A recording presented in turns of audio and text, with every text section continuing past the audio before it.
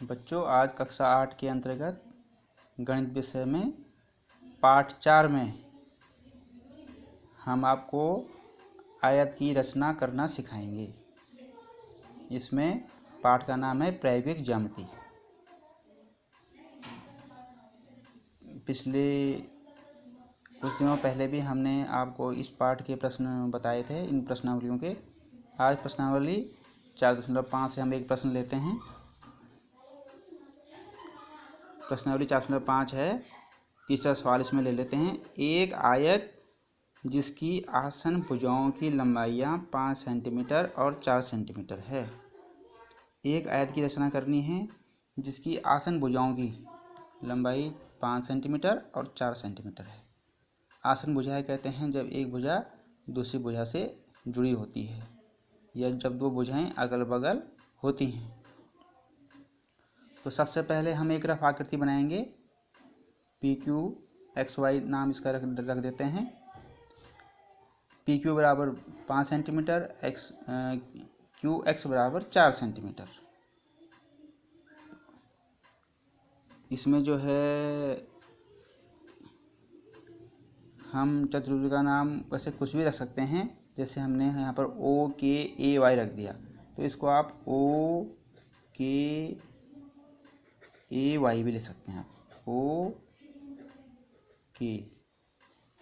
OKAY। अब OK बराबर सबसे पहले हम इसकी रचना करेंगे। OK बराबर 5 सेंटीमीटर एक हमने पट्टी से लाइन खींचनी है। हमने स्केल ली। OK बराबर हमने यहाँ पर 5 सेंटीमीटर एक भुजा की माप खींची। उसके बाद हमने O बिंदु से एक चाप के द्वारा 90 अंश का कोण बनाना है। क्योंकि आयत की सभी कोण 90 अंश के होते हैं, तो हमने इसमें 90 अंश का कोण बनाना है। तो O को केंद्र मानकर हमने पहले 60 अंश का कोण बनाया। इस तरह से हमने चाप खींचा। इस ढंग से हमने ये 90 अंश का कोण बनाना बच्चों को हमने पिछली बार सिखाया है।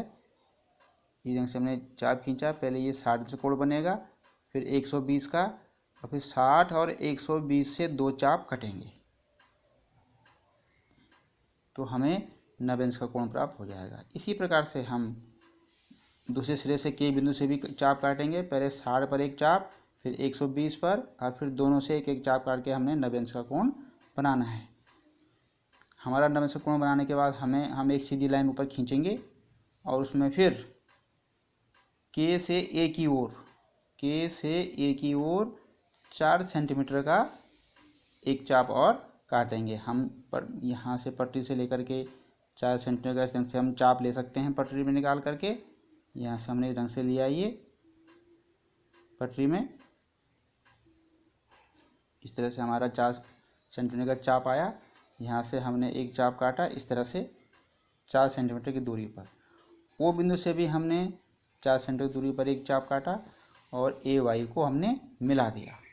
इस प्रकार हमारा OKAY आयत का निर्माण हो गया। रचना करते समय हम लिख देंगे कि सबसे पहले हमने OK 5 सेंटीमीटर एक भुजा खींची।